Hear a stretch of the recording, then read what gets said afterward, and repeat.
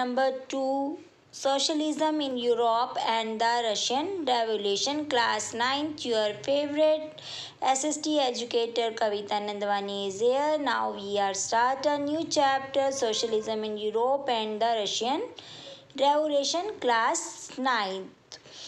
इस चैप्टर को स्टार्ट करने से पहले आपको ये बात अच्छे से समझ आनी चाहिए कि जो चैप्टर नंबर 1 है आपका फ्रेंच रेवोल्यूशन, जिन स्टूडेंट ने उस चैप्टर को काफ़ी अच्छे से समझा है, अंडरस्टैंड किया है, उन स्टूडेंट को ये chapter socialism in Europe and Russian revolution काफ़ी अच्छे से समझ आएगा। अगर अभी तक आपने वो वाला chapter French revolution chapter number 1 की स्टडी नहीं की है तो आप पहले फ्रेंच रेवोल्यूशन की स्टडी करें और उसके बाद इस चैप्टर को अंडरस्टैंड करें। जिन स्टूडेंट को फ्रेंच रेवोल्यूशन का वीडियो चाहिए वो इस वीडियो के डिस्क्रिप्शन बॉक्स में दिया हुआ है, आप वहाँ से जाकर भी उस चैप्टर्स को डीपली स्टडी कर सकते हैं। Now we are start a chapter socialism in Europe and the Russian revolution, the age of the social changes. देखो इसमें जो ये चैप्टर है socialism in Europe and the Russian revolution, इस चैप्टर को हम फर्स्ट चैप्टर जो फ्रेंच रेवोल्यूशन है उससे कंपेयर कर कर स्टडी करेंगे, ठीक है, जिससे कि क्या होगा ये चैप्टर काफ़ी इजी हो जाएगा। अदरवाइज़ ये चैप्टर फर्स्ट चैप्टर के अकॉर्डिंग अगर हम कंपैरिजन करते हैं तो ये चैप्टर थोड़ा सा डिफ़िकल्ट है। The age of social changes, अब यहाँ पर बताया गया है कि सोशल चेंजेस समाज में आने वाले जितने भी परिवर्तन थे, चेंजेस थे, उसको सामाजिक परिवर्तनों का युग कहा जाता है, ठीक है, the age of social changes. In the previous chapter, you read about the powerful idea of freedom and equality and circulated in Europe after the French Revolution. यहाँ ये बताया हुआ है कि जब फ्रेंच रेवोल्यूशन हुआ, फ्रांस की क्रांति हुई, तो उसके बाद फ्रांस की क्रांति के बाद जब फ्रांस को अपना, आप ये कह सकते हैं कि जब फ्रांस को फ्रीडम मिली, ठीक है, उसके बाद वहाँ पर कई आइडियाज़ जो थे वो लोगों के सामने आए।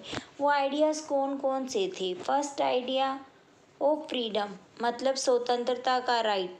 वहाँ के लोगों को ये क्लियर हो गया था फ्रेंच रेवोल्यूशन के बाद कि हम सभी क्या हैं, आज़ाद हैं, हमें फ्रीडम मिली है कि हम किसी भी रिलीजन को, किसी भी धर्म को अपना सकते हैं, किसी भी जगह पर अलग से रह सकते हैं। इक्वालिटी, रूल और रेगुलेशन के अकॉर्डिंग, लॉ के अकॉर्डिंग जो है हम सभी क्या हैं, इक्वल हैं। ये जो थे न्यू आइडियाज़ थे फ्रेंच रेवोल्यूशन के बाद जो हमें यूरोप में क्या हुए, सर्कुलेटेड हो गए, मतलब यूरोप के लोग वो फ्रेंच रेवोल्यूशन से इफ़ेक्टेड हुए। उन्होंने उनके न्यू आइडियाज़, फ्रीडम का आइडियाज़, ठीक है, इक्वालिटी के जो आइडियाज़ थे वो अपने यूरोप में अडोप्ट करने के लिए सोचा। The French revolution open up the possibility of creating a democratic changes in the way in which society was structured. देखो अब यहाँ पर जो बात कही गई है कि सोसाइटी वाज स्ट्रक्चर्ड, अगर हम फ्रेंच रेवोल्यूशन की बात करते हैं तो वहाँ पर जो सोसाइटी है, आप मान लो कि ये एक सोसाइटी है, ठीक है, और ये सोसाइटी जो है वो 3 पार्ट्स में डिवाइड थी, 1, 2 एंड 3। फर्स्ट में कौन आते थे? क्लर्गी, सेकंड में नोबेलिटी और थर्ड में थर्ड स्टेट यानी कि पीजेंट्स और स्मॉल लेबर्स लोग आते थे। इस तरह से ये जो सोसाइटी थी ये स्ट्रक्चर्ड थी फ्रेंच रेवोल्यूशन के टाइम फ्रांस में, ठीक है। तो अब जो यूरोप के लोग हैं उन्होंने ये देखा कि किस तरह से इस सोसाइटी के अंदर चेंजेस किए जा सकते हैं, ठीक है।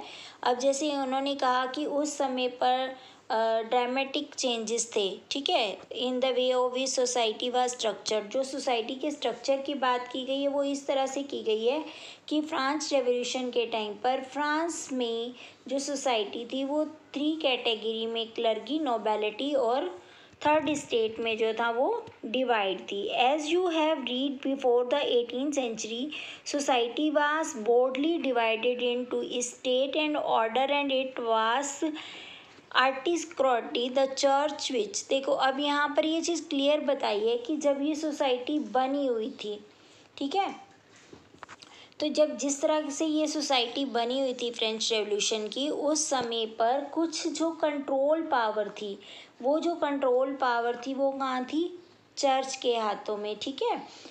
चर्च का जो मेन पादरी होता था उसके हाथों में राइट होता था कि वो इन स्टेट से टैक्स ले, जबकि आपको पता है कि ये दो स्टेट टैक्स पे नहीं करती थी, ओनली जो थर्ड स्टेट थी वो टैक्स पे करती थी, ठीक है। इसी तरह से सडनली वहाँ पर क्या हुआ? रेवोल्यूशन हुआ। सेम वैसा ही रेवोल्यूशन हमारे रशिया में भी हुआ, जिसके बारे में इस चैप्टर में हम स्टडी कर रहे हैं। देखो, Europe and Asia, new ideas about individual rights and who control social power began to discuss.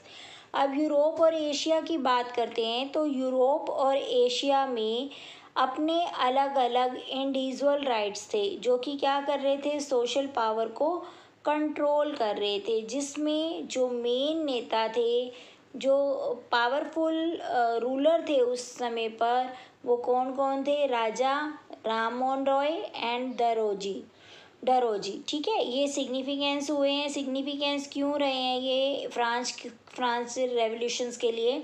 क्योंकि इन्होंने जो फ्रेंच रेवोल्यूशन हुआ है, उससे इन्होंने काफ़ी सारे आइडियाज़ लिए हैं और उनके बारे में अदर आइडियाज़ के साथ डिबेट भी किया है, ठीक है, और उसको चेंज कर कर वो यूरोप में लाना चाहते थे। The development in the colonies in turn reshaped this ideas of socialist changes. अब देखो क्या है, वो क्या चाहते थे कि जिस तरह से जो हमारा सोसाइटी थी वो 3 स्टेट में डिवाइड था, बटा हुआ था, वो क्या चाहते थे?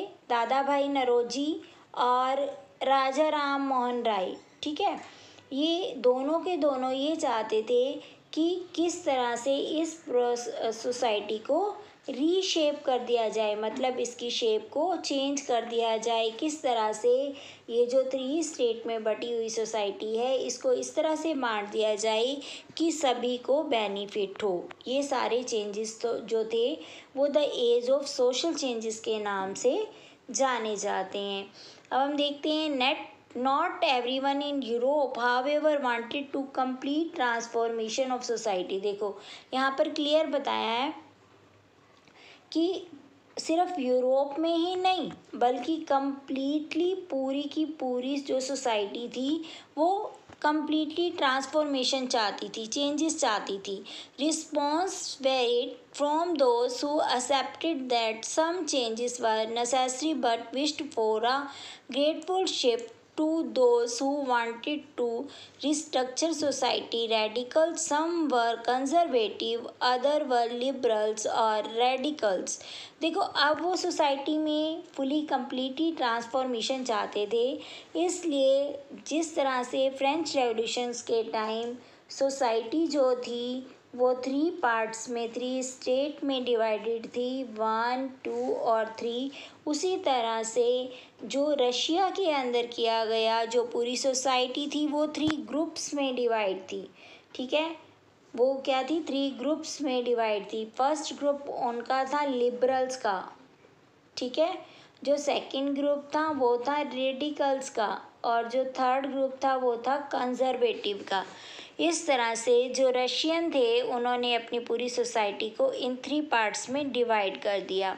What did this term really mean in contest in time? अब बात करेंगे कि लिबरल, रेडिकल और कंजर्वेटिव जो ये 3 ग्रुप्स बने, इन्होंने क्या क्या वर्क किया, इनकी क्या क्या कंडीशंस थी। We look briefly at some of the important political conditions of 19th century and see how they influence changes।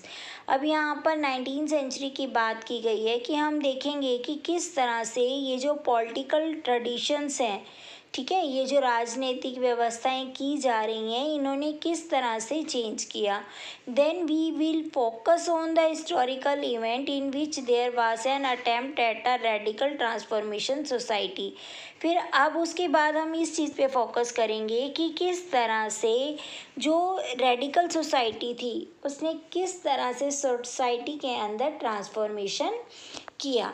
Through the revolution in Russia, socialism became one of the most significant and powerful idea to shape society in the 20th century. इस तरह से 20वीं शताब्दी के अंदर Russia के अंदर socialism लाने के लिए काफ़ी पावरफुल आइडियाज़ को लाया गया, जिससे कि सोसाइटी की शेप जो थी वो चेंज की गई। अब जो चेंजेस किए गए उसमें क्या था, देखो, लिबरल्स, रेडिकल्स एंड कंजर्वेटिव। इस चीज़ की स्टडी करने से पहले स्टूडेंट्स, अगर आपको ये चैप्टर अच्छे से क्लियर हो रहा है, आप इसको अंडरस्टैंड कर पा रहे हैं, तो आप मेरी वीडियो को लाइक, शेयर और सब्सक्राइब करना ना भूलें।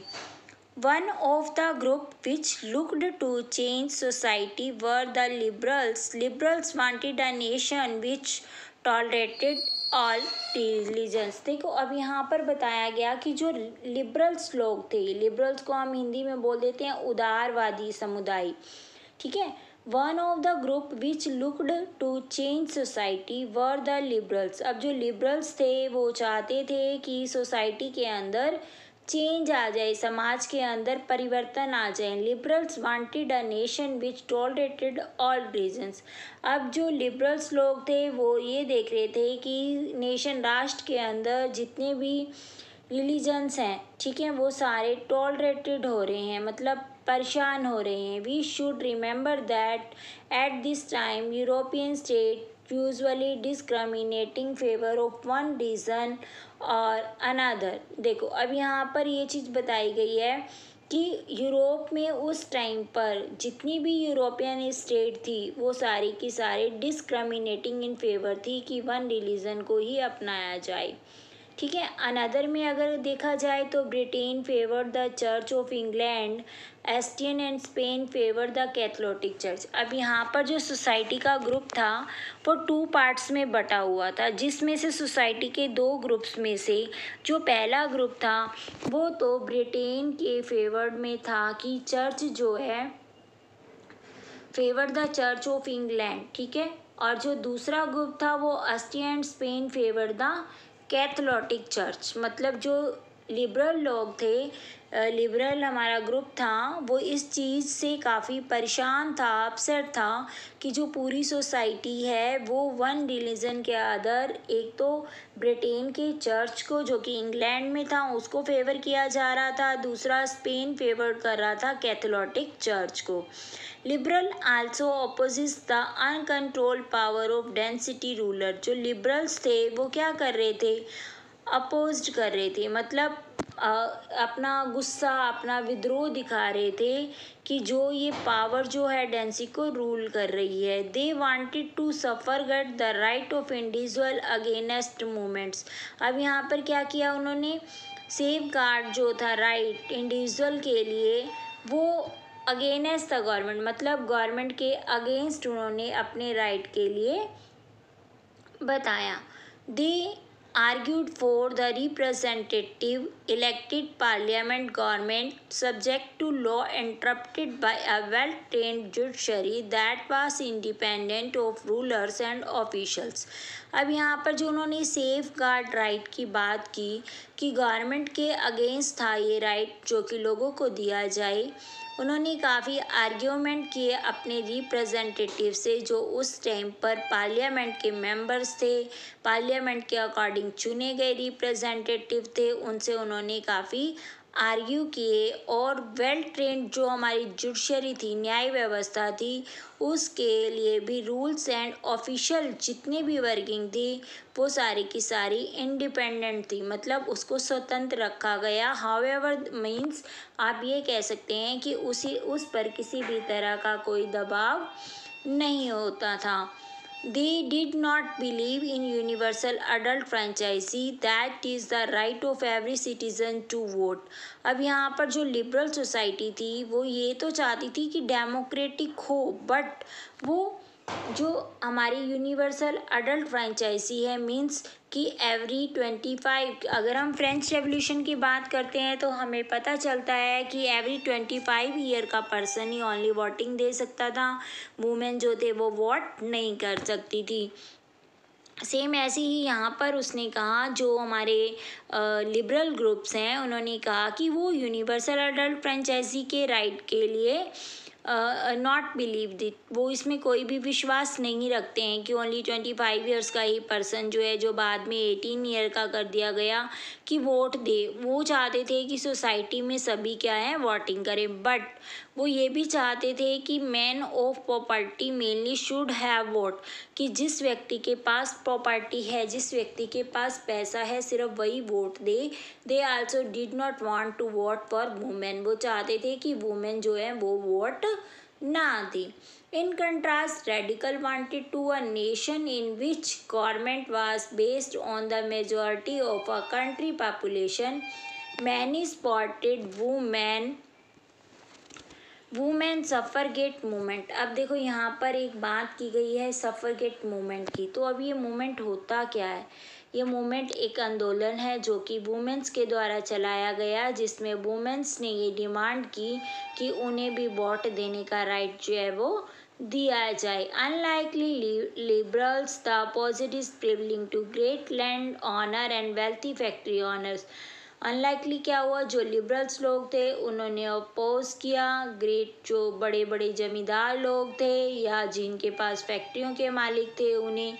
दे were not against the assistance of private property but dislike concentration of property in the hands of a few. अब वो ये देख रहे थे कि जो प्रॉपर्टी है, प्राइवेट प्रॉपर्टी है, वो सभी के पास ना होकर कुछ ही हाथों में है।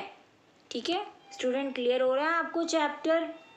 Conservative were oppose to the radical and liberals. अब जो कंजर्वेटिव ग्रुप थे उन दोनों ने रेडिकल और लिबरल्स ग्रुप्स को अपोज किया। After the French revolution however even conservative had open their mind to the need for changes. अब देखो, जब फ्रेंच रेवोल्यूशन हुआ, फ्रांस की क्रांति हुई, उसके बाद सोसाइटी के अंदर जो भी कंजर्वेटिव ग्रुप था, कंजर्वेटिव ग्रुप्स को हम समाजवादी ग्रुप बोल सकते हैं, जो भी समाजवादी ग्रुप था उन्होंने क्या फील किया, उन्होंने फील किया कि अब हमें नीड फॉर चेंज, हमें परिवर्तन की ज़रूरत है, हमें अपनी वर्किंग में, अपनी सोसाइटी में चेंज लाना चाहिए। Earlier in 18th century, conservative had been generally opposed the idea of change. अब देखो 18th century में जो कंजर्वेटिव ग्रुप था उन्होंने अपोज किया इस आइडिया को कि वो 19th century में इसको चेंज करें। They accepted that some changes inevitable but believed that past had to be respected and change had to brought about through a slow process. अब वो ये भी जानते थे कि जितने चेंजेस वो करना चाह रहे हैं, जिनमें उनका बिलीव है, वो चेंजेस को एक्सेप्ट करने में जो पब्लिक है, जो लोग हैं या वहाँ की जो भी गवर्नमेंट है, वो कुछ टाइम लगाएगी। इसलिए ये जो प्रोसेस थी काफ़ी स्लो प्रोसेस थी। Such differing ideas about society change clashed during the social and political turmoil the following the French Revolution। अब जो कुछ आइडियाज़ लिए गए वो फ्रेंच रेवोल्यूशन से लिए गए, उसको फॉलो किया गया कि किस तरह से ऐसा हो। The various attempts in revolution and national transformation in the 19th century help define both the limits of the potential of the political tendencies। अब देखो यहाँ पर जो नेशनल ट्रांसफॉर्मेशन किया गया 19वीं शताब्दी के अंदर, 19th centuries के अंदर, उसने हेल्प की ये चीज़ डिफाइन करने के लिए कि हमारी पोटेंशनल ऑफ दिस पॉलिटिकल टेंडेंसीज, की हमारी जो राजनीतिक पावर्स हैं, हमारी जो पॉलिटिकल्स पावर हैं वो कितनी है। अगर हम बात करें यहाँ पर तो फर्स्ट चैप्टर और सेकंड चैप्टर को अगर हम कंपैरिजन करके पढ़ते हैं, जैसे कि फ्रेंच रेवोल्यूशन में क्या हुआ, फिर रशिया रेवोल्यूशन में क्या हुआ, उस समय पर उसका राजा कौन सा था, इस समय पर राजा कौन सा था, वहाँ पर जो पूरी सोसाइटी थी वो कितनी कैटेगरी में बटी हुई थी, और रशिया के अंदर कितनी सोसाइटी जो सोसाइटी थी वो कितनी कैटेगरीज में बटी हुई थी। इस चैप्टर की डीपली स्टडी के बाद मैं आपको एक ऐसा वीडियो प्रोवाइड करूँगी जिसके अंदर हम इन दोनों चैप्टर का कंपैरिजन स्टडी करेंगे। स्टूडेंट्स इस चैप्टर को हम थोड़ा थोड़ा कर ही स्टडी करेंगे। अगर आपको ये चैप्टर यहाँ तक जितना मैंने करवाया है 1.1 तक क्लियर हो गया है तो आप मेरी वीडियो को लाइक, शेयर और सब्सक्राइब करना ना भूलें। साथ ही साथ अगर आपको इसमें कोई भी प्रॉब्लम है, किसी भी तरह का डाउट है, तो आप मुझे कमेंट बॉक्स में अपना कमेंट करके आप मेरे से पूछ सकते हैं। Thank you student.